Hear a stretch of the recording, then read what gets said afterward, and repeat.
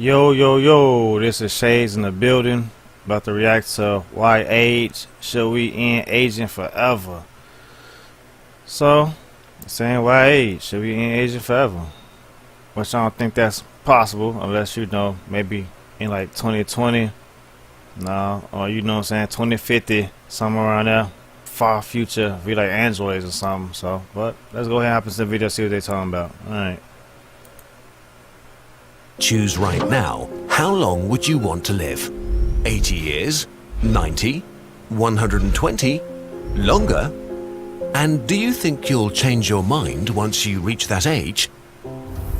50,000 years ago, most humans died very young. As we learned how to use the resources around us to treat ourselves, this got better and better. Okay. Today, humans are living longer and healthier lives than ever before. But this has an unforeseen consequence. We spend an ever-increasing part of our lives being sick and in need of care. Most of us will die in a hospital bed, which is depressing enough by itself, but we also have to witness the same happening to our loved ones. Except, maybe, we can stop this forever. The most effective way to treat a disease is to prevent it. It saves many more lives if you stop 1 million people from smoking than coming up with better chemotherapies. So why not put a halt to the cause of all disease, the process of aging?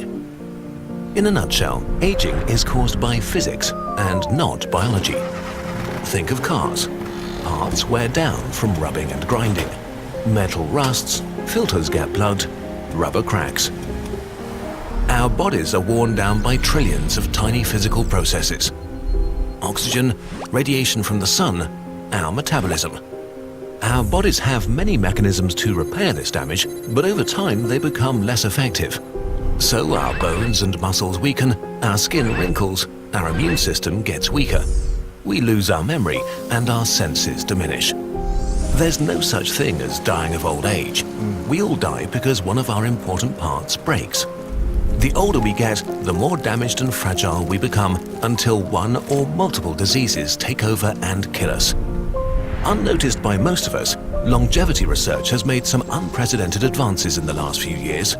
For the first time, we're starting to understand the mechanisms behind aging and how to manipulate them. Aging is neither mystical nor inevitable, and we might be able to stop or delay it during your lifetime. We'll discuss the science behind it and how scientists are trying to stop it in another video. But first, if we could, should we end aging? Is this a good idea? The end of aging or life extension makes many people uncomfortable. We're born, are young, become older, and then we die. This has been the natural order for literally all of human history. And getting old is a good thing, right? We celebrate the idea of living long enough to experience old age. We even call them the golden years. But the reality is that everybody wants to become old, but nobody wants to be old. Think of the Greek myth of Tithonus, for example. Tithonus was the lover of the goddess Eos, and probably an amazing dude because she begged Zeus to grant him immortality so they could spend eternity together. But she forgot to specifically ask for eternal youth. Tithonus was granted eternal life, but he kept aging, unable to die. After a few hundred years, he was reduced to the size of a grape, babbling on senselessly forever. Thousands of years ago, humans already feared never-ending old age. But ending aging does not mean getting weaker and weaker. If you become too old, it's too late. A 90-year-old who stopped aging would die anyway after a few years. Too much damage has been done to his internal machinery. There are already too many surfaces for disease to attack. Instead, the concept of life extension promises to end diseases and with them, the end of a fixed maximum age. We don't know how much we could prolong our lives. We might make every human healthy to the currently accepted maximum age of around 120, or we might stop biological aging and disease indefinitely. Nobody knows at this point what's possible. Okay, but even if we could achieve that, should we? Well, life extension is really just another phrase for medicine. All the doctors are doing is trying to prolong life and minimize suffering. Yep. The vast majority of healthcare resources are spent on the consequences of aging. Nearly half of your lifetime healthcare costs will be spent during your senior years and another third during middle age. We are actually already trying to prolong life with our current medicine, we're just doing it very inefficiently. Trying to stop aging from happening is not less natural than transplanting a heart, treating cancer with chemotherapy, using antibiotics or vaccines. Nothing humans do nowadays is purely natural anymore, and we enjoy the highest standard of living ever as a consequence of that. What we're doing right now is waiting until it's too late and the machine is failing. And then we use the vast majority of our resources trying to fix it as well as we can, while it breaks down even further. But life extension still feels hubristic. Most people assume that they will want to die once they reach a certain age, and this might still be true. The idea of avoiding death entirely is off-putting for many. The end of biological aging would not mean the end of death in any way. It's more like a summer evening when you were a kid and your mum called you inside. You just wanted to keep playing, have a little more fun during sunset before you went to sleep. It's not about playing outside forever, just a little longer until we feel tired.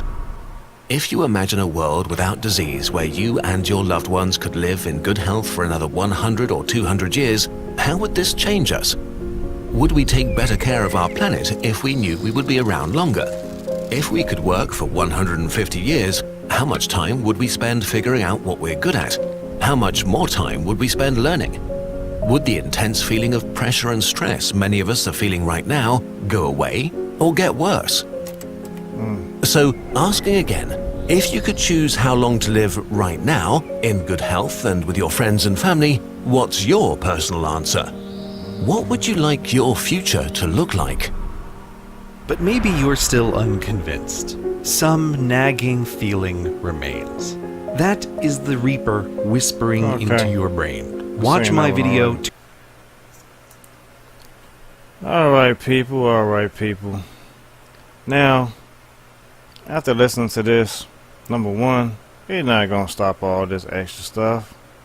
That's why they're going to keep making tobacco products. You know, and then they're going to change it. And already a lot of people doing that vapor stuff right off back. Why? Because you can catch lung disease. You can catch cancer from it. Guess what happens when you catch cancer? You go in the hospital. You got to take these medications. Then the medical corporations, they get money from it. All this whole cycle is about money.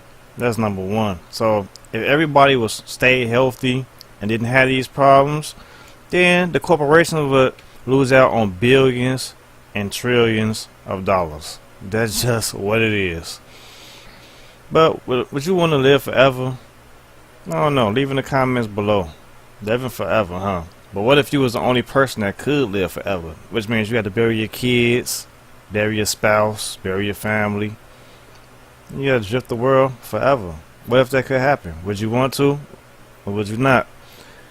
Well, off that note, that was a decent video. Don't forget to like, comment, and subscribe. And till then, I'm out.